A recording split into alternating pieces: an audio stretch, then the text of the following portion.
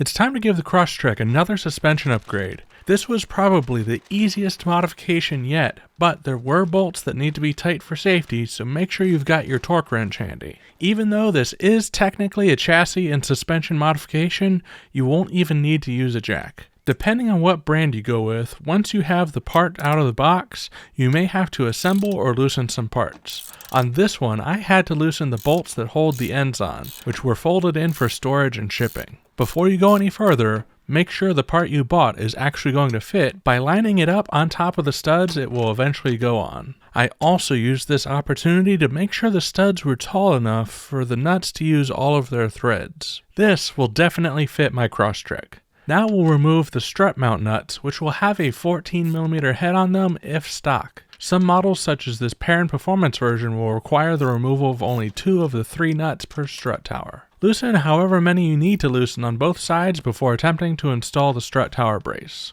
Move the brace into place and line the holes up with the studs. This will be more difficult with braces with minimal or no adjustment, but even the most stubborn strut tower brace should go on relatively smoothly unless the vehicle has been in a collision that damaged the frame.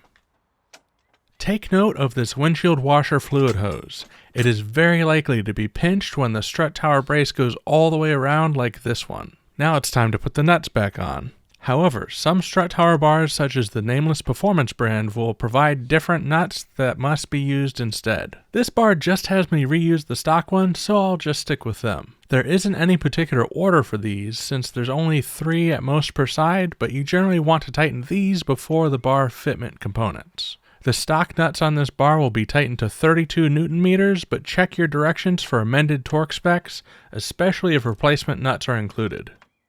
Now that those are torqued, I'll torque the fitment bolts. These are definitely going to vary based on the brand you choose.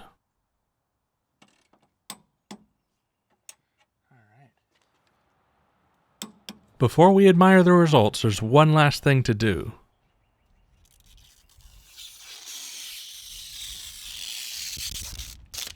And with that, we're all done. That looks great, and I can't wait to drive it around and feel the results. If you want to see a review of this bar, let me know in the comments section below and consider checking out another Car Simplified video. Thanks for watching.